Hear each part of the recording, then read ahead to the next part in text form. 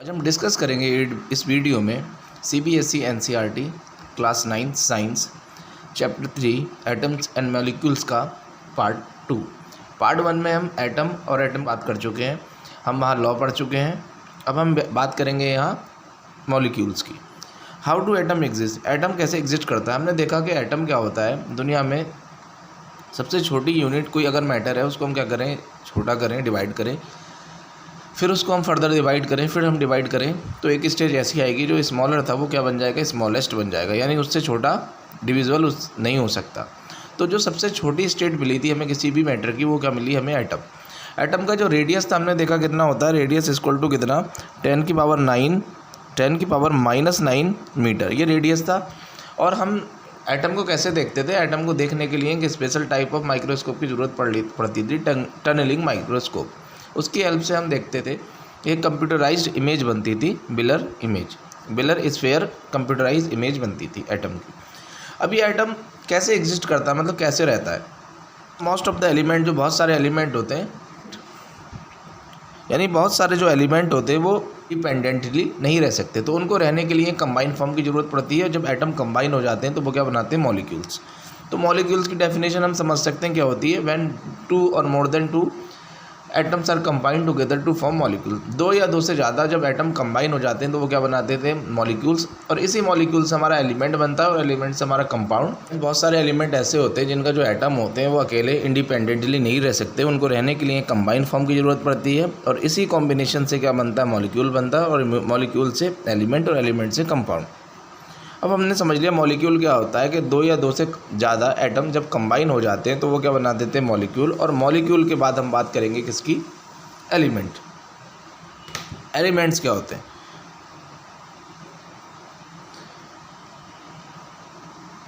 Elements देखा होगा आपने, एलिमेंट्स आपका हाइड्रोजन, नाइट्रोजन, ऑक्सीजन, ये जितने भी सारे एलिमेंट हैं जिनका मैं नाम ले रहा हूँ, और बहुत सारे जिनका मैं नाम यहाँ नहीं लिख रहा हूँ, एक्सेट्रा लिख देता हूँ मैं, एक्सेट्रा, ये सारे के सारे एलिमेंट हैं। अब ये इन सारे एलिमेंट का फॉर्मेशन कैसे हुआ, तो वही हमारा किससे, मॉलिक्यूल से।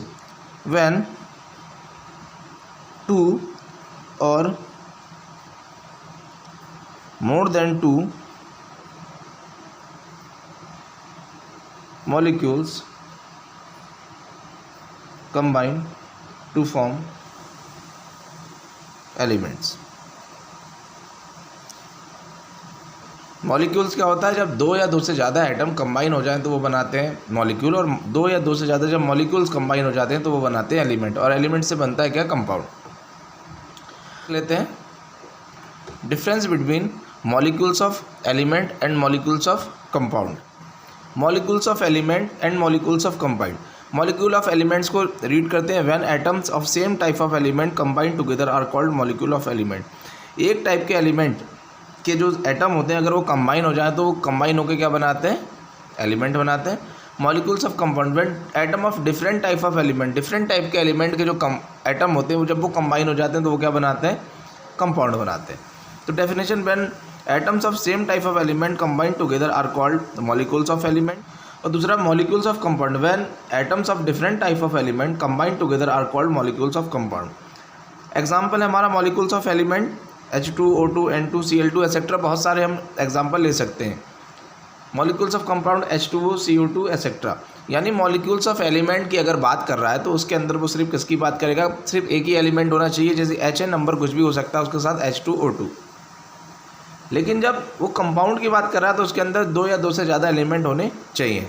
तो molecules of element and molecules of compound की ये डेफिनेशन भी है और इन दोनों के बीच का ये डिफरेंस भी है। एटोमिसिटी, अब हम बात करते हैं एटोमिसिटी। हमने अभी बात करी किसकी, molecules of compound and molecules of element. Molecules of compound और मॉलिक्यूल्स ऑफ एलिमेंट के बाद हम बात करते हैं एटोमिसिटी। एटोमिसिटी क्या होती है, number of atom constitute a molecule is known as atomicity.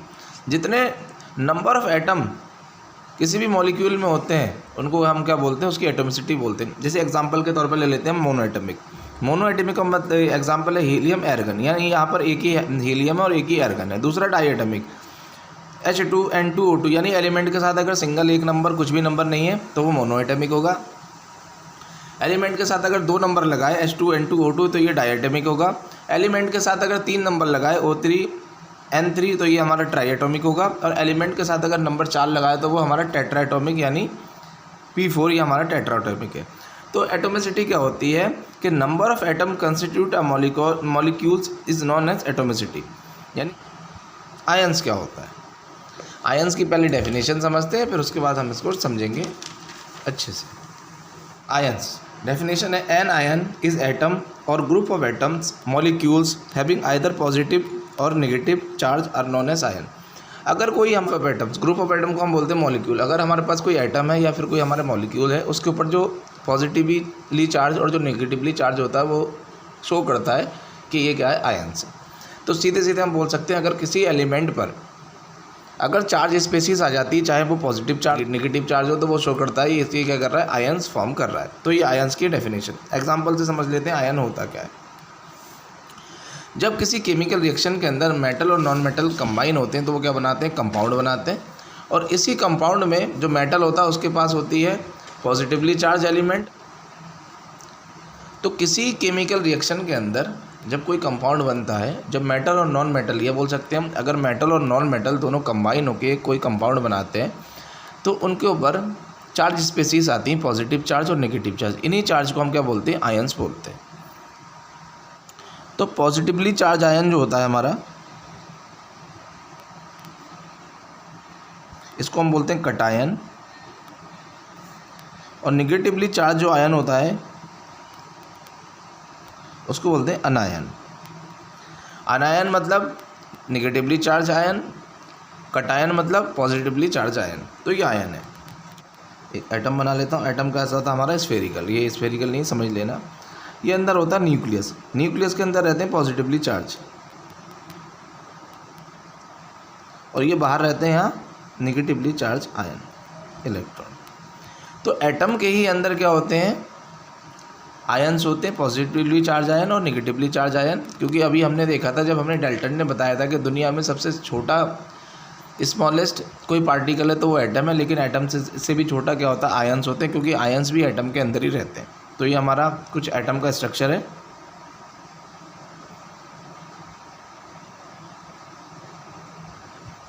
ये हमारे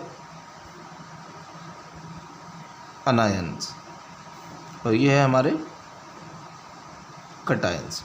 इसको बोलते हैं इलेक्ट्रॉन भी बोलते हैं इसको, और पॉजिटिवली चार्ज आयन को हम प्रोटॉन भी बोलते हैं। आगे एटॉमिक स्ट्रक्चर में सब कुछ समझेंगे इसको, लेकिन यहाँ हमने आयन समझा। आयन क्या होता है, अगर कोई स्पेसीज है उसके ऊपर पॉजिटिव और नेगेटिव चार्ज कुछ भी लगाए तो वो आयन होता है।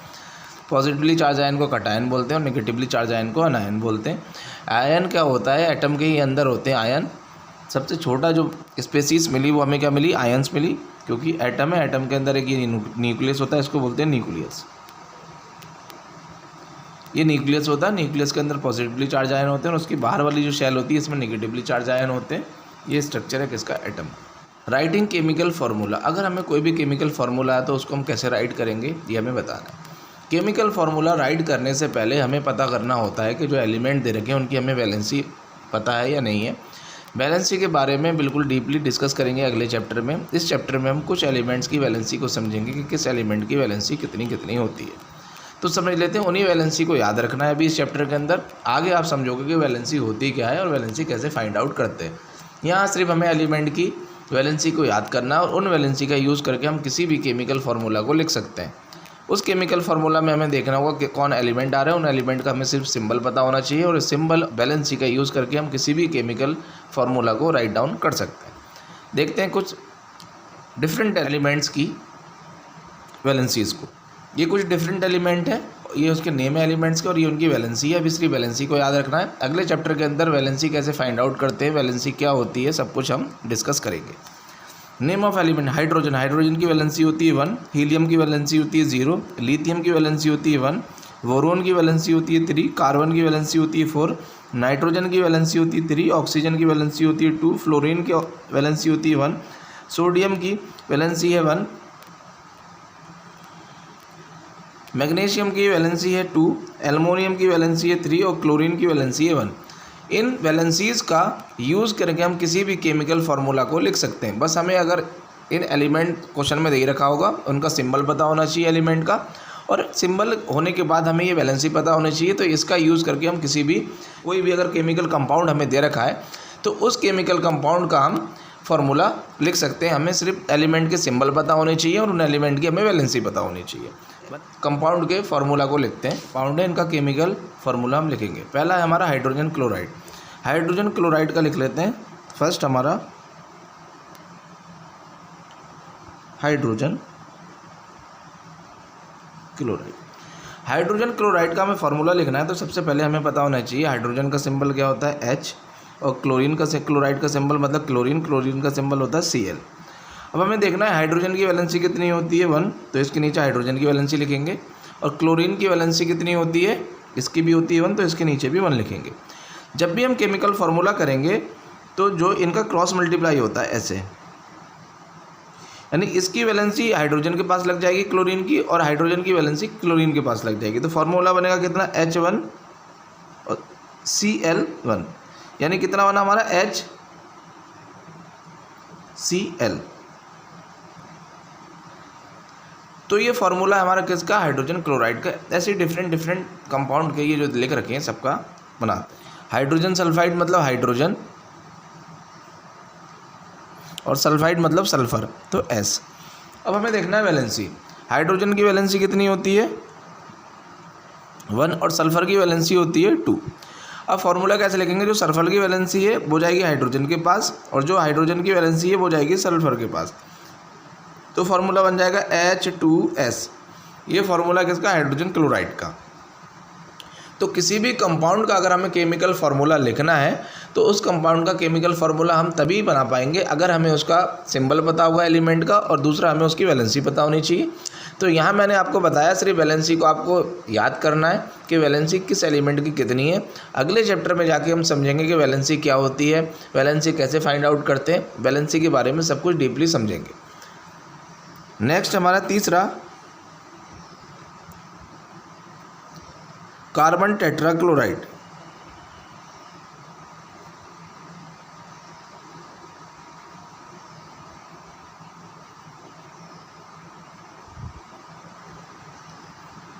तो कार्बन टेट्राक्लोराइड के अंदर हमने देखा टेट्रा को छोड़ देना क्लोराइड, तो कार्बन में आता है C और क्लोराइड में आता है Cl। कार्बन की वैलेंसी होती है 4 और Cl की वैलेंसी होती है 1। अब Cl की जो वैलेंसी है वो जाएगी किसके पास, कार्बन के पास, और कार्बन की जो वैलेंसी है वो जाएगी किसके, Cl के पास। तो फार्मूला बनेगा कितना, CCl4। ये फार्मूला हमारा किसका, कार्बन टेट्राक्लोराइड का।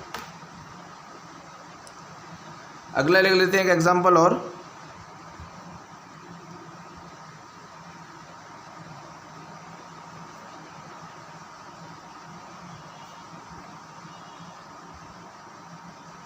Magnesium chloride. मैग्नीशियम क्लोराइड में मैग्नीशियम यानी Mg और क्लोराइड मतलब Cl। Mg की वैलेंसी कितनी होती है 2 और Cl की वैलेंसी होती है 1। ये जाएगा यहाँ, ये जाएगा यहाँ, तो कितना MgCl2। ये हमारा किसका, मैग्नीशियम क्लोराइड का फार्मूला। तो ऐसे ही हम डिफरेंट एलिमेंट की वैलेंसी और उनके सिंबल से हम उनके फार्मूला को लिख सकते हैं।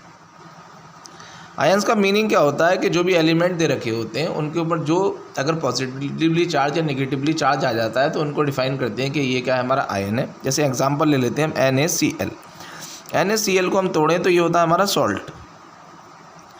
तो सॉल्ट Na पे चार्ज होता है पॉजिटिव और Cl पे चार्ज होता है नेगेटिव, यानी ये क्या है हमारा, दोनों पे चार्ज स्पेसीज आ गई, यानी ये हमारा आयंस है।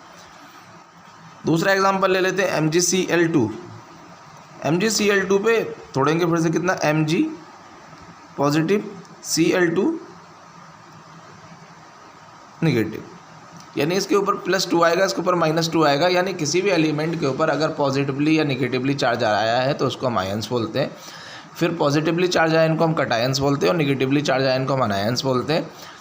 डाल्टन ने बताया था कि सबसे छोटी जो यूनिट होती है किसी भी पार्टिकल की वो क्या होती है, एटम होती है। लेकिन उसके बाद में उसके जो पोस्टुलेट थे उनका ड्रॉबैक आया, हमें पता लगा कि सबसे छोटी अगर कोई चीज यूनिट होती है वो क्या होती है, आयंस। क्योंकि आयंस भी किसके, एटम के अंदर ही रहते हैं। तो आयंस है, उससे क्या बना है हमारा एटम, जो अभी हमने स्ट्रक्चर ऑफ एटम को देखा था। मॉलिक्यूलर मास क्या होता है, mass of the complete molecule in a compound. किसी भी कंपाउंड के अंदर जो कंप्लीट मॉलिक्यूल होता है उसका जो मास होगा उसी को हम क्या बोलते हैं, मॉलिक्यूलर मास। दूसरी डेफिनेशन हम समझ सकते हैं, sum of atomic masses of all the atom in a molecule. किसी भी मॉलिक्यूल में जो सारे एटम का जो सम होता है उसी को हम क्या बोलते हैं, मॉलिक्यूलर मास बोलते हैं। जैसे एग्जांपल के तौर पर ले लेते हैं H2O। H2 में एक है हमारा हाइड्रोजन का एटम, दूसरा है हमारा ऑक्सीजन का एटम। तो ये क्या पूरा हमारा मॉलिक्यूल। अब इस मॉलिक्यूल का हमें मॉलिक्यूलर मास निकालना है तो हम क्या करेंगे, हाइड्रोजन का मास कितना होता है 1 एटॉमिक मास, और कितने हाइड्रोजन है तो 2 से मल्टीप्लाई करेंगे, प्लस ऑक्सीजन का कितना होता है 16, तो 1 2 जा 2 प्लस कितना 16 इक्वल टू कितना 18, यानी जो इस पूरे मॉलिक्यूल का जो मास निकला वो कितना H2। तो किसी भी मॉलिक्यूल्स के अंदर जो जितने भी एलिमेंट प्रेजेंट रहते हैं उन सबका अगर एटॉमिक मास को हम प्लस कर दें तो वो हमारा मॉलिक्यूलर मास होगा। दूसरा एग्जांपल ले लेते हैं NH3। इसमें नाइट्रोजन है एक एलिमेंट, दूसरा एलिमेंट है हाइड्रोजन। तो नाइट्रोजन का कितना होता है मास 14 प्लस हाइड्रोजन का कितना 1, और कितने हाइड्रोजन है 3 से मल्टीप्लाई करा तो कितना 14 प्लस कितना 3 इक्वल टू कितना 17, यानी NH3 का जो मॉलिक्यूलर मास निकलेगा वो कितना निकलेगा 17। तो मॉलिक्यूलर मास क्या होता है कि किसी भी मॉलिक्यूल्स के अंदर जितने भी एटम होते हैं सबका एटॉमिक मास को अगर हम प्लस कर दें तो वो मॉलिक्यूलर मास के इक्वल होगा। मॉलिक्यूलर मास के बाद हम समझते हैं formula unit mass. Formula unit mass का क्या होता है, compound that dissociate into ions. कोई कंपाउंड जो आयंस में टूट जाता है उसको हम क्या बोलते हैं, mass of formula unit mass. अभी समझेंगे इसको। दूसरा डेफिनेशन देख लेते हैं, sum of atomic masses of all the atom present in the formula of the compound. सारे मास का, सारे एटम का जो मास होता है किसी कंपाउंड के अंदर उसको हम क्या बोलते हैं, formula unit mass.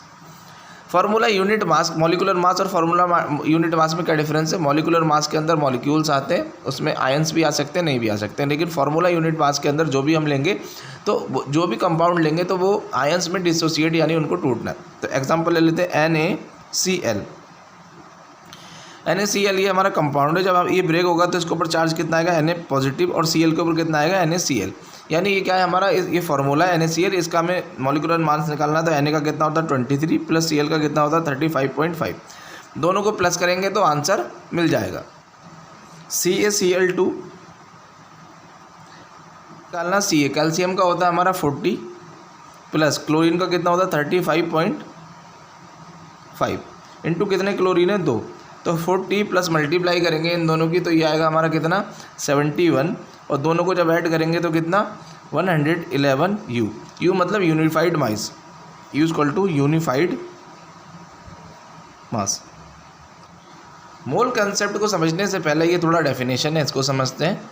1 mole of any substance equal to 6 into 10 की पावर 23 एटम्स। किसी भी सबस्टेंस के अंदर जो 1 मोल होता है, 1 मोल के अंदर जो एटम रहते हैं उन एटम की क्वांटिटी रहती है 6 इंटू 10 की पावर 23 इतने एटम किसी भी एक मॉलिक्यूल के अंदर रहेंगे, यानी इतने एटम से कोई भी एक मॉलिक्यूल फॉर्म हुआ है। तो 1 मोल समझते हैं, 1 mole amount of substance that contains in the same number of atoms or molecule or particle as there are atoms in 12 gram of carbon 12। किसी भी सबस्टेंस का एटम को अगर हमें कैलकुलेट करना है तो हम उसको रेफरेंस में लेंगे कितना 12 ग्राम ऑफ कार्बन 12। समझते हैं कैसे, नंबर ऑफ पार्टिकल्स इन 1 मोल। किसी भी सबस्टेंस के अंदर जो नंबर ऑफ पार्टिकल होंगे 1 मोल के अंदर वो इक्वल होंगे number of atom 12 gram of carbon 12। यानी कोई हमारे पास अगर सबस्टेंस है उसके 1 मोल में जितने नंबर ऑफ पार्टिकल्स होंगे उतने ही नंबर 12 ग्राम ऑफ कार्बन 12 में इतने ही नंबर ऑफ पार्टिकल्स होंगे। इसको हम डिफाइन करेंगे। तो ये डेफिनेशन है। तो जैसे मान लो हमारे पास कितना 1 मोल ऑफ वाटर है, तो 1 मोल ऑफ वाटर के अंदर कितना एटम होंगे, कितने एटम से मिलके वो बना है, तो कितना 6 इंटू 10 की पावर 23, और इसी को बोला गया है एवोगैड्रो नंबर।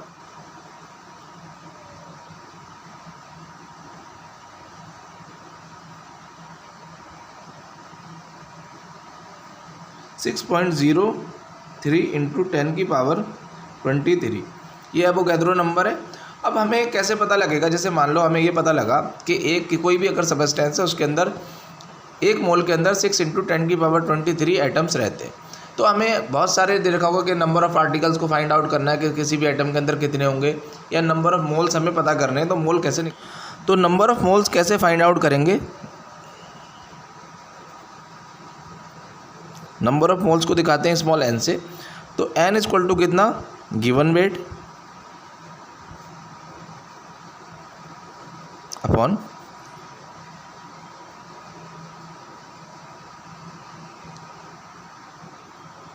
Molecular weight.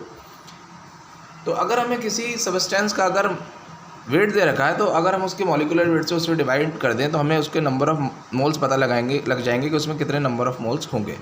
दूसरा तरीका क्वांटिटी, n इक्वल टू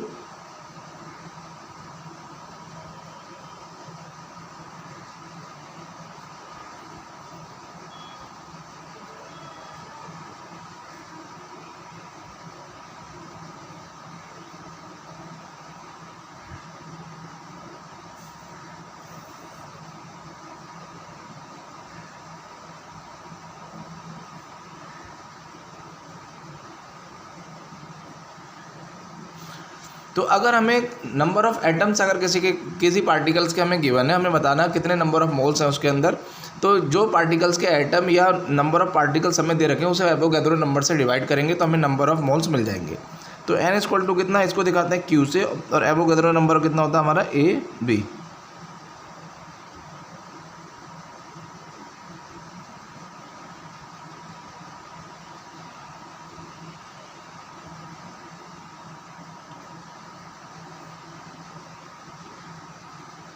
तो n इक्वल टू हम लिख सकते हैं q अपॉन कितना 6.02 इंटू 10 की पावर 23। तो ये दो फार्मूले, इनसे हम नंबर ऑफ मास ये दो फार्मूले, इनसे हम नंबर ऑफ मोल्स निकाल सकते हैं डिफरेंट कंपाउंड के डिफरेंट मॉलिक्यूल्स। तो अगर हमने क्या देखा, नंबर ऑफ मोल्स कैसे हम निकालते हैं कि किसी भी 1 मोल जो सबस्टेंस होता है उसके अंदर 6 इंटू 10 की पावर 23 एटम्स रहते हैं। तो अगर हमें ज़्यादा क्वांटिटी का निकालना तो number of moles equal to जो भी हमें मास दे रखा किसी भी एलिमेंट का, उसके मॉलिक्यूलर मास से उसे डिवाइड करेंगे तो नंबर ऑफ मोल्स मिल जाएंगे हमें मास के अकॉर्डिंग। अगर हमें नंबर ऑफ पार्टिकल्स दे रखे किसी भी सबस्टेंस के या किसी भी कंपाउंड के कि इसके अंदर इतने नंबर ऑफ पार्टिकल्स हैं या इतने नंबर ऑफ एटम्स हैं, तो कितने नंबर ऑफ मोल्स होंगे, तो हम क्या करेंगे एवोगैड्रो नंबर से उसे डिवाइड करेंगे तो हमें नंबर ऑफ मोल्स मिल जाएंगे। तो दो हैं, एक गैसियस का भी होता है, उसको आप आगे क्लास में पढ़ोगे। यहाँ सिर्फ हम किसके बारे में पढ़ेंगे, मास और नंबर ऑफ पार्टिकल्स के। तो ये दो फार्मूला थे, इन्हीं फार्मूला से सारे के सारे न्यूमेरिकल बनेंगे हमारे, जो भी हमारे किसके ऊपर आएंगे, नंबर ऑफ मोल्स के ऊपर आएंगे।